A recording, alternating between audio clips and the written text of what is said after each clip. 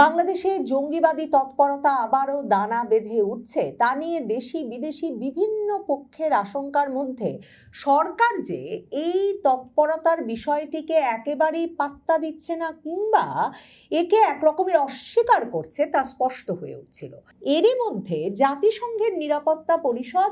এমন একটা প্রতিবেদন দিল, যেই প্রতিবেদনে তারা স্পষ্টত উল্লেখ করলো যে তারা উদ্বিগ্ন বাংলাদেশে আল কায়েদা তৎপর হয়ে উঠছে বলে, এবং সেই প্রতিবেদনে উল্লেখ করা হলো যে আল কায়েদা বাংলাদেশে নিজেদের স্থায়ী ঘাঁটি এবং গোপন সেল গড়ে তোলার চেষ্টা করছে। আল কায়েদা বাংলাদেশে তৎপর হচ্ছে, ওইদিকে বিভিন্ন জায়গায় প্রেসার কুকার বোমা সহ দেশীয় প্রযুক্তিতে তৈরি বোমা পাওয়া যাচ্ছে। এই অবস্থার মধ্যে বাংলাদেশের স্বরাষ্ট্রমন্ত্রী সালাউদ্দিন আহমেদ বলে দিলেন যে জাতিসংঘ নিরাপত্তা পরিষদের ওই যে প্রতিবেদন সেটা অনুমান নির্ভর এবং সরকার এটাকে কোনো উদ্বেগের কারণ বলে মনে করে না এবং সরকার এটাকে বিশেষভাবে কোনো বিবেচনা করছে না। এই পরিস্থিতিতে বাংলাদেশে চীনা দূতাবাসে এমন একটা ইমেইল গেল, যেই ইমেইলে চীনা দূতাবাসে হুমকি দেওয়া হলো যে সেখানে হামলা হতে পারে উগ্রবাদী সংগঠনের, এবং তার ফলশ্রুতিতে যখন চীনা দূতাবাস বাংলাদেশের আইন শৃঙ্খলা রক্ষাকারী বাহিনীর কাছে বিশেষ নিরাপত্তা ব্যবস্থা চাইল, তখন বাংলাদেশের আইন শৃঙ্খলা রক্ষাকারী বাহিনী তাদের স্বরাষ্ট্রমন্ত্রীর নির্দেশনা অনুসরণ করেই চীনা দূতাবাসের ওই উদ্বেগকে কিছু মাত্র গুরুত্ব না দিয়ে 2 দিন 3 দিন ধরে ওই এলাকায় বিশেষ নিরাপত্তা ব্যবস্থা মোতায়েনে রাজি হয়নি এবং চীনা দূতাবাসের ভেতরে দূতাবাস কর্মকর্তাদের সঙ্গে এই নিয়ে বাংলাদেশের নিরাপত্তা কর্মকর্তাদের আইন শৃঙ্খলা রক্ষাকারী বাহিনীর ব্যাপক বচসা এবং তর্ক বিতর্কের ঘটনা ঘটেছে, একটা বিবাদের ঘটনা ঘটেছে, সেটা বাংলাদেশেরই বিভিন্ন গোয়েন্দা সূত্রে জানা যাচ্ছে। ঢাকা পোস্ট জানাচ্ছে যে ঢাকার চীনা দূতাবাসে ইমেইল করে হামলার হুমকি দেওয়ার ঘটনায় নড়ে চড়ে বসেছে আইন শৃঙ্খলা রক্ষাকারী বাহিনী ও গোয়েন্দা সংস্থাগুলো, কিন্তু সেটা ঘটেছে প্রায় গত বুধবার, যখন উগ্রবাদী সংগঠনের নামে ইমেইল করে চীনা দূতাবাসে ওই হামলার হুমকি দেওয়া হয় এবং তারপর ওই হামলার হুমকির ঘটনা নিয়ে রাষ্ট্রদূত ইয়াও ওয়েন, যাকে 2024 আগস্টের পর থেকে আমরা জানি যে চীনা রাষ্ট্রদূত ইয়াও ওয়েন কতটা সক্রিয় হয়ে উঠেছে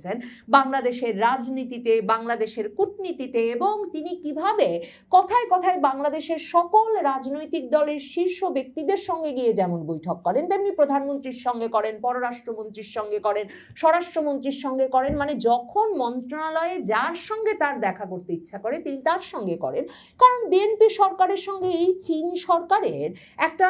ঘনিষ্ঠ সম্পর্ক গড়ে উঠেছে এবং সেটা দুপক্ষই জানান দিতে অতি উদ্গ্রীব, সেটা স্পষ্ট হয়ে উঠছিল। অথচ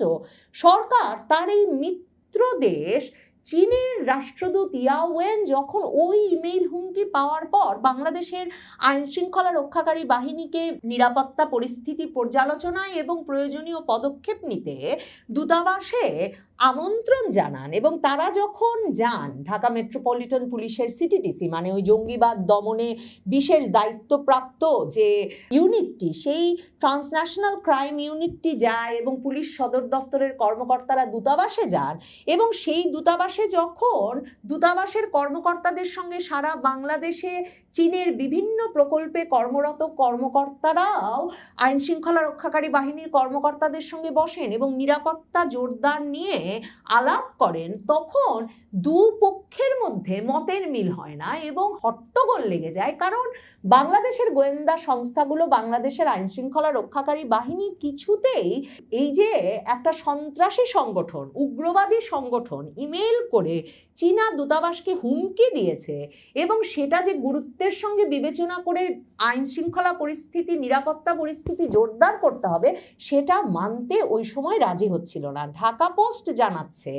যে দূতাবাসের নিরাপত্তা জোরদার করা নিয়ে পুলিশের সঙ্গে চীনা দূতাবাসের কর্মকর্তাদের অসন্তোষ দেখা দেয়। এক পর্যায়ে তাদের মধ্যে হট্টগোলের ঘটনাও ঘটে বলে একাধিক গোয়েন্দা সূত্র জানিয়েছে। এগুলো ঘটে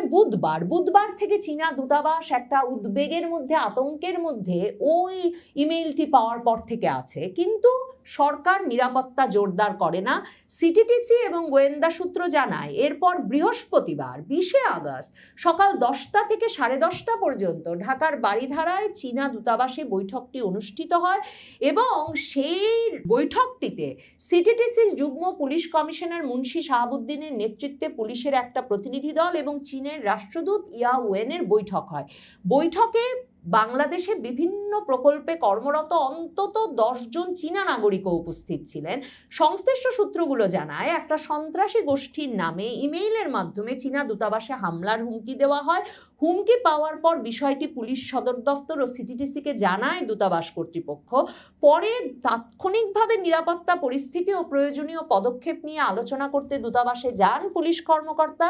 এরপরে পুলিশ কর্মকর্তারা চীনা দূতাবাস থেকে বেরিয়ে জাপানি দূতাবাসেও যান। খুবই ইন্টারেস্টিং, জাপানের দূতাবাসেও এরকম ইমেইল গেছে কিনা সে বিষয়ে জাপানের দূতাবাস এখন পর্যন্ত কিছু জানায় না, কিন্তু চীনের দূতাবাসের বৈঠকটার পরপরই জাপানি দূতাবাসে যায় পুলিশের ওই কর্মকর্তারা। এবং জাপানেরও সারা বাংলাদেশ জুড়ে বিভিন্ন প্রকল্প আছে, ব্যাপক পরিমাণ বিনিয়োগ আছে বাংলাদেশে। এবং বৃহস্পতিবার সকালবেলায় প্রায় 1 ঘন্টা ধরে ঢাকার বারিধারার জাপানি দূতাবাসে বাংলাদেশের নিযুক্ত জাপানের রাষ্ট্রদূতের সঙ্গেও কিন্তু সিটিটিসির যুগ্ম পুলিশ কমিশনার মুন্সি শাহাবুদ্দিন বৈঠক করেন, কিন্তু তারা এর পরেও ওই দূতাবাস এলাকার নিরাপত্তা বৃদ্ধি করেন না এবং এর ফলে চীন, জাপান সহ বিভিন্ন দূতাবাসের ভেতরে এই নিয়ে আতঙ্ক আরো বৃদ্ধি পেতে থাকে। গত কিছুদিন ধরেই খবর আসছিল যে শুধু যে যুক্তরাষ্ট্র বারবার বাংলাদেশে আল কায়েদা সহ জঙ্গিবাদের বিকাশ নিয়ে উদ্বেগ প্রকাশ করছে সরকারের সঙ্গে, তাই নয়, ভারত তো করছেই, কিন্তু ভারতের কোনো উদ্বেগ তো ধরুন এই মুহূর্তে এই সরকার গুরুত্বের সঙ্গে নিচ্ছেই না এবং সেগুলোকে ভারতের অপপ্রচার হিসেবে প্রচার করা হচ্ছে। কিন্তু যুক্তরাষ্ট্র 2025 সালে অন্তত 5 বার সুনির্দিষ্ট তথ্যের ভিত্তিতে এবং ছবি প্রমাণাদি সহ বাংলাদেশের আইনশৃঙ্খলা রক্ষাকারী বাহিনীকে জানায় যে কিভাবে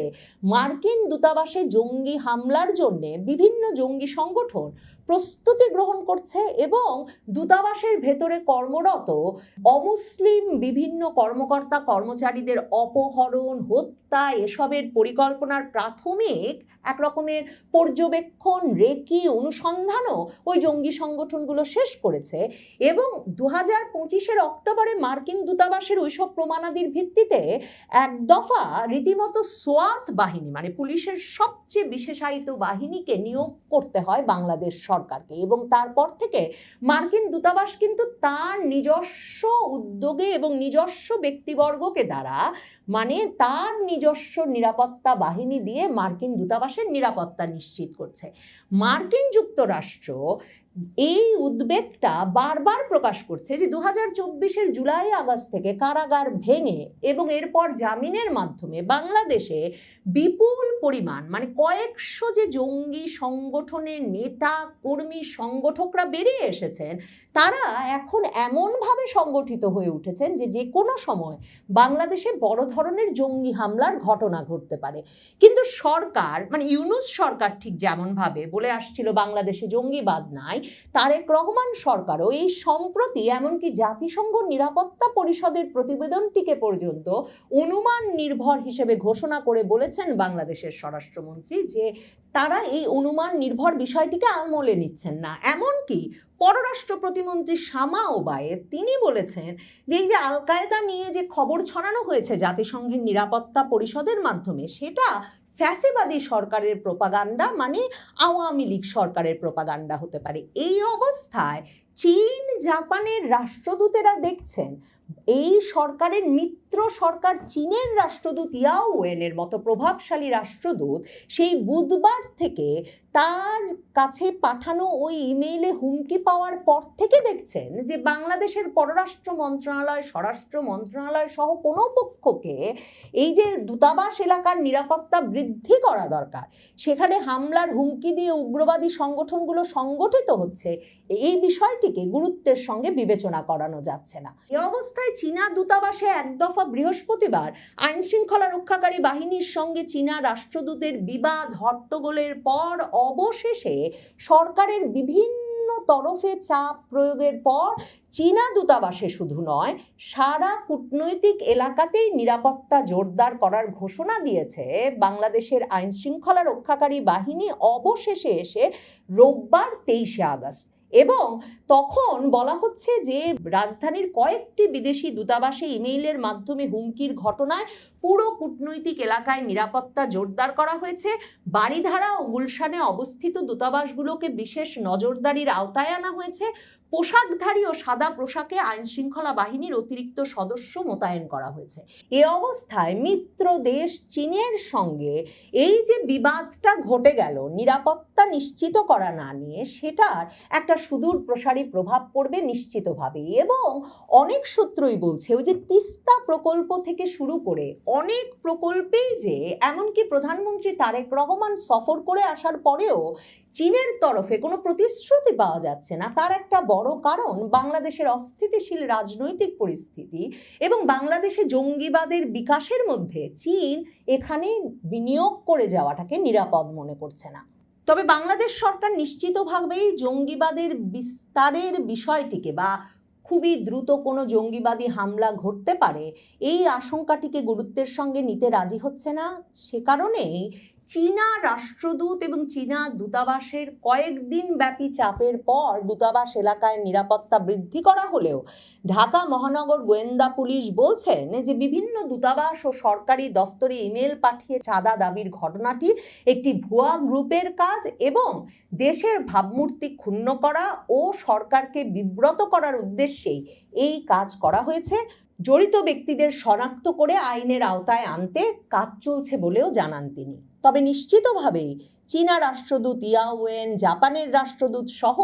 এসব দূতাবাসের কর্তা ব্যক্তিরা জানতে চাইবেন যে এখনো যদি জড়িত ব্যক্তিদের শনাক্ত করে আইনের আওতায় আনতেই পারেনি ঢাকা মহানগর গোয়েন্দা পুলিশ, তাহলে কিসের ভিত্তিতে সংবাদ মাধ্যমের সামনে এসে তারা বলছে যে এই হামলার হুমকি একটা ভুয়া গ্রুপের কাজ এবং বাংলাদেশের ভাবমূর্তি ক্ষুণ্ণ করতে